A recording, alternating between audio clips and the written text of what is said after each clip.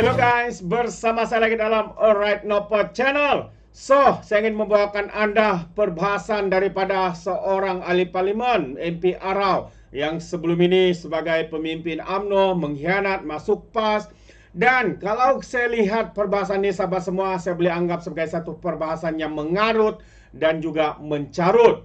Ya, tidak lebih daripada berpolitik, memainkan isu bangsa, resis dan sebagainya. Ya, dan turut juga menyebut ya berkaitan dengan isu bendera yang sedang tular dijajah oleh pemimpin-pemimpin daripada Parti PAS, sehingga ya Pesuruhjaya PAS Perak disiasat dan bakal disaman kerana menfitnah dan juga menghasut.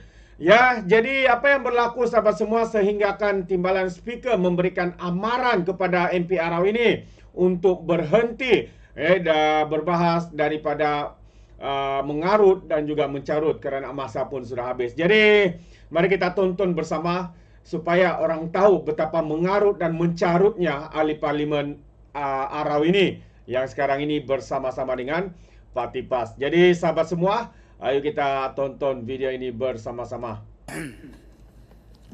Bismillahirrahmanirrahim. Assalamualaikum warahmatullahi wabarakatuh. Rakyat Malaysia, orang muda, ahli parlimen, terima kasih. Yang pertama, saya bagi pandangan saya, waktu maghrib 7 sampai 7.30 kita boleh parlimen boleh tangguh. Bukan kita bagi kita tahu bahawa waktu maghrib jangan panggil quorum. Kita kena ingat orang bukan Islam lebih ramai dalam PH. Jadi jangan kita sebut peristiwa semayang. Saya ada di situ. Bila loceng habis bunyi, saya pun siap. Saya nak datang balik, dia orang dah kata dah habis. Jadi 6 orang yang bersayang semayang sana semua orang PN. Jadi saya pandangan saya elok dengar dua belah pihak sebelum kita mengeluar apa-apa kenyataan yang boleh mengelirukan Dewan dan negara. Ya. Saya ingat yang terbaiknya Dewan tangguhkan setengah jam. Ya.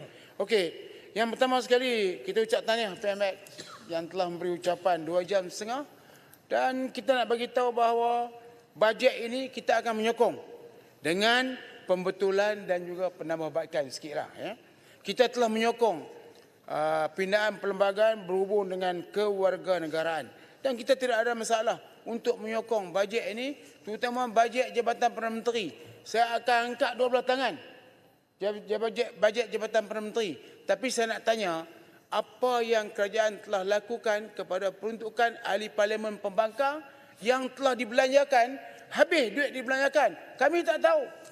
Jadi kita akan sokong sekali lagi bajet, iaitu peruntukan dibagi kepada ahli parlimen. 3.8 juta ahli-ahli parlimen kerajaan dapat. Tapi kami tak dibagi. Kami sokong. Tapi bagilah hak kami. Tak bagi pun tak apa, tidak ada masalah. Ini permintaan kami. Kita jumpa di akhirat. Semoga Allah boleh menentukan bahawa duit inilah duit amanah, sama ada kita pecah amanah ataupun tidak. Ya. Yang keduanya, yang saya nak cakap ialah pasal isu padi. Yang Muhammad Speaker, isu padi. Ya. Pengeluaran padi sekarang ni meningkat. Kos untuk satu relung, kita relung lah, Kedah Empelih ni pakai relung, ataupun 0.3 hektar telah meningkat. Kosnya telah meningkat. Traktor meningkat. Tebas padi meningkat. Kos tabur benih meningkat. Kos tabur pakai drone pun, kos tabur baja dan juga racun meningkat. Semua meningkat. Jadi dalam kiraan yang kita buat ialah dalam 1,250 satu relung. Kemudian harga kelam padi beli, ya. Kelam padi masa mula-mula padi keluar dalam masa minggu yang pertama, kelam swasta ambil 1,800. Kelam harga lantai kerajaan 1,300. Bernas beli 1,400. Ya. Tiba-tiba bila sampai musim peak yang kedua, yang kedua lah, tiba-tiba harga swasta telah turun kepada 1,450. Di Kedah yang paling teruk, sebab Kedah keluar lama sikit, maka kata semua orang Kedah dapat harga padi 1,450. Jadi dalam keadaan kos 1,250. Padi, kita tahu padi bukan oleh kerana sistem saliran yang tidak sekata di kawasan Mada terutamanya. Padi ada yang keluar 2 tan, ada yang 1 tan. Pada Puratanya ialah 1.5 tan. 1 tan kalau 1,800, 3,600 yang berhormat. Tapi kalau 1 tan 1,400, hanya 2,800. Jadi kita lihat kos ini, termasuk kalau orang menyewa tanah sekarang ialah 1,000 ataupun 1,200. Ada yang 1,300. Mereka betul-betul berani. Kita lihat kalau campur semua, kalau sendiri lainlah. Tapi ya orang yang menyewa, dia hanya dapat RM500 satu relung dan satu musim. Mana setahun 2 kali dapat RM1,000. Bayangkan kalau dia nak mula sawah padi pula, harganya mungkin dalam RM2,000. Jadi saya mencadangkan, saya tak mau kritik, saya mencadangkan supaya kerajaan meletakkan harga lantai daripada RM1,300 sekarang kepada RM1,800. Gaji minimum RM1,700, tapi kita langsung tak perhati bahawa harga lantai padi cukup penting, diberi perhatian kerana kos pengeluaran padi yang tinggi. Dalam masa yang sama petani komplain, di mana beras kami? Kami mengeluarkan beras tempatan tidak ada. Petani juga terpaksa beli beras import. Ini satu keadaan yang jarang berlaku di dunia ni, hanya di Malaysia. Petani keluarkan beras, dia kena beli beras import dengan harga yang begitu mahal. Maka saya cadangkan Yang Berhormat untuk selesai masalah. Sebab masalah telah diutarakan, tapi sampai sekarang tak tahu apa dia cadangan penyelesaian. Saya nak cadangkan, jangan apungkan beras import.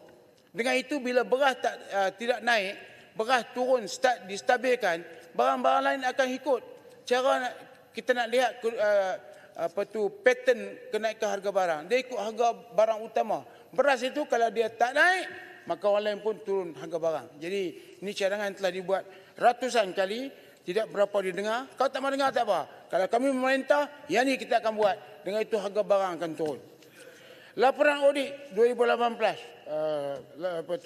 Ini saya nak bagi tampin dengar. Laporan audit 2018. Siri yang kedua menunjukkan bahawa audit telah komen bahawa pengurusan warga asing ini lemah.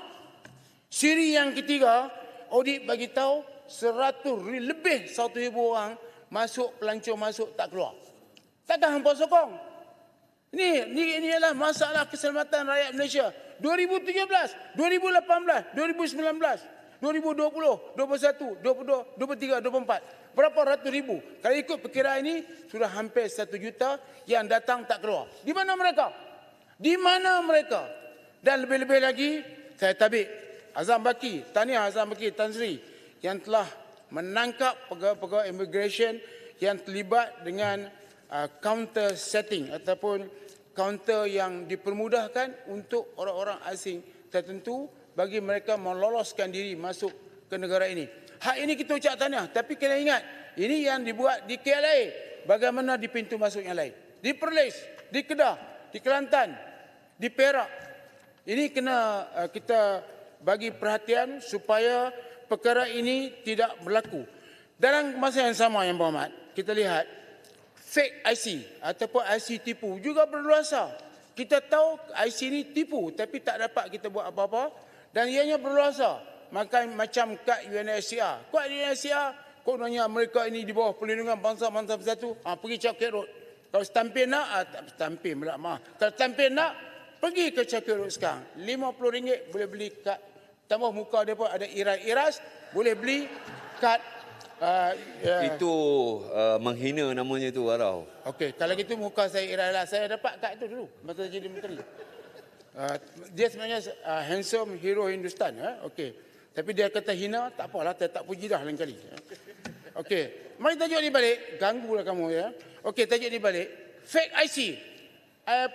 UNHCR, kad UNHCR yang diselewengkan. Saya mencadangkan supaya kerajaan mengeluarkan IC baru selama tahun depan supaya kita dapat kesan orang yang mengeluarkan kad pengenalan tipu. Dibimbangi pelancong yang tak keluar ni pun juga di antara orang yang membeli kad tersebut.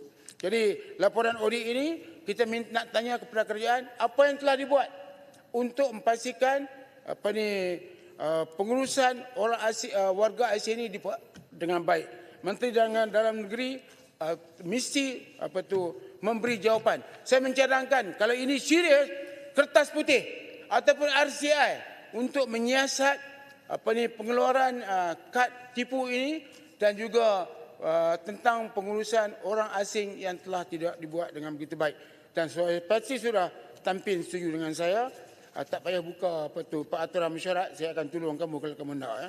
Kemudian yang berikutnya Muhammad ialah pengurusan saya minta kerajaan perjelaskan balik bagi kertas putih sekali lagi supaya penjualan saham MASB kepada BlackRock ni dicerita pada orang ramai. Sebab orang ramai ni kadang-kadang tak apa faham. Sebab kita disebut MASB. Sebab ni ialah airport. Malaysia Airport, 39 airport yang telah diuruskan. Sekarang bahagian daripada sahamnya yang besar telah dijual kepada BlackRock. Terang, keluarkan kertas putih. Kemudian yang berikutnya saya cadangkan yang ialah berhubung dengan GISB. Kita minta supaya kerajaan melihat tentang anak-anak yang telah dipelihara oleh Jabatan Kebajikan bila mereka nak ditemukan dengan keluarga mereka.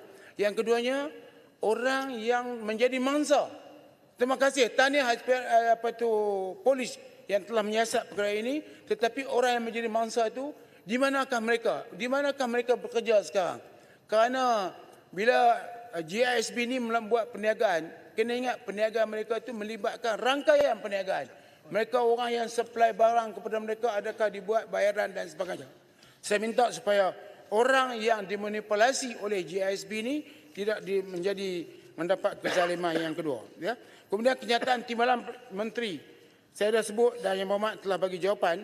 Tapi saya tak dapat jawapan yang terang. Iaitu timbalan menteri daripada Alor Gajah ini berkata bahawa Laut Cina Selatan selamat, terkawal dan terbuka. Tak faham. Selamatkah Laut Cina Selatan sekarang? Terkawal ke ataupun tidak? Apa maksud terbuka? Terbuka yang saya tahu ini laluan tanpa di-anchor south. Tapi apakah benda ini berlaku?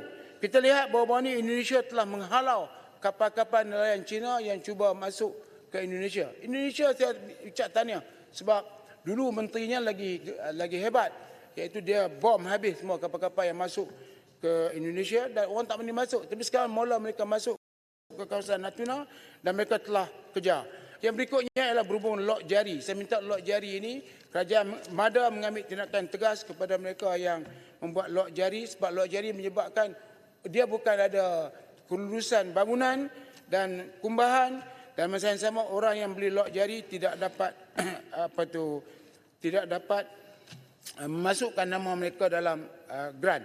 Kemudian yang berikutnya aset TH saya minta supaya yang telah disuasakan dikembalikan balik kepada TH. Besaran tentera, saya menyokong keterih yang bertempik tak berhenti supaya kerajaan kaji semula, iaitu dibawa sebelum 1 Januari 2013. Tentera tidak dibuat pelarasan,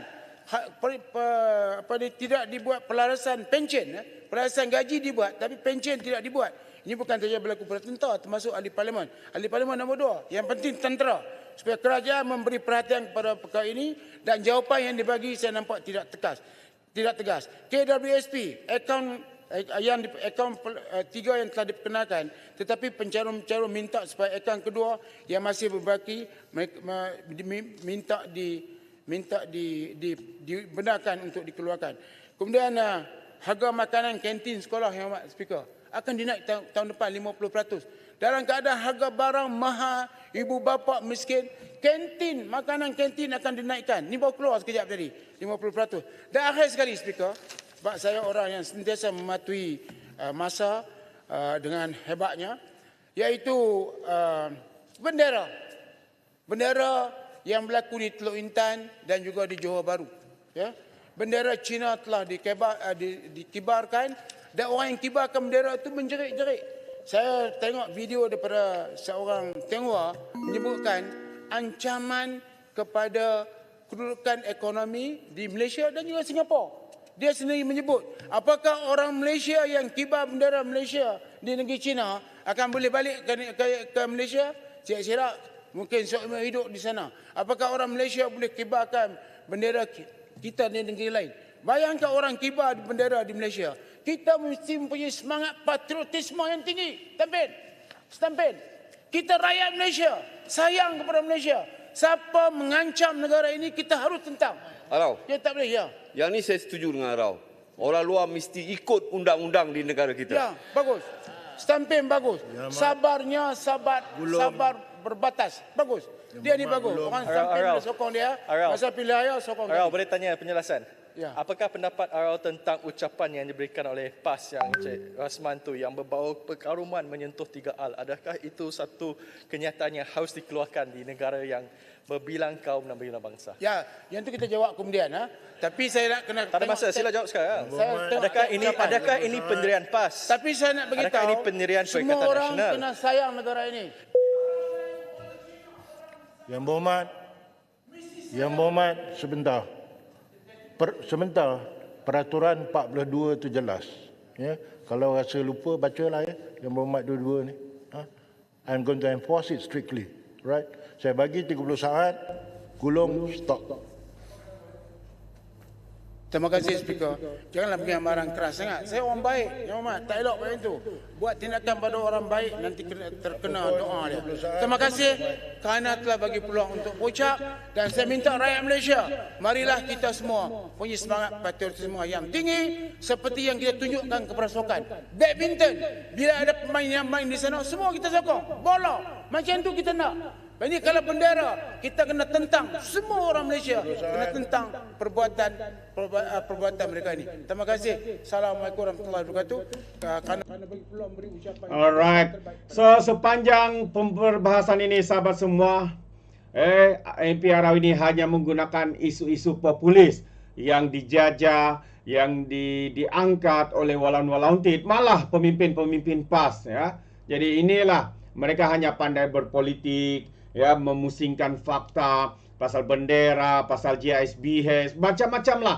Tetapi kita lihat tidak ada satu fokus pun apa yang dia mahu untuk rakyat di Parlimen Arau. Dia hanya bercakap kosong, mencarut, mengarut, dan juga berpolitik di dalam Dewan Rakyat. Karena itulah dia memilih isu-isu populis yang sengaja diangkat oleh walaun-walauntit, oleh lebay-lebay, oleh ahli parlimen PAS, pemimpin-pemimpin PAS untuk kepentingan politik semata-mata. Itu pandangan saya sahabat semua. Bagaimana pula dengan Anda? Anda boleh berikan komen ataupun pandangan di dalam ruangan komen. Jadi terima kasih. Izinkan saya untuk mengundurkan diri dan seperti biasa peribahasa mengatakan, tak apapun kangkap 2 ton keinginan. Dalam bahasa Melayunya, tepuk dada, tanya selera. Sekian saja daripada Alright Nopo Channel. Kita berjumpa lagi. Bye-bye.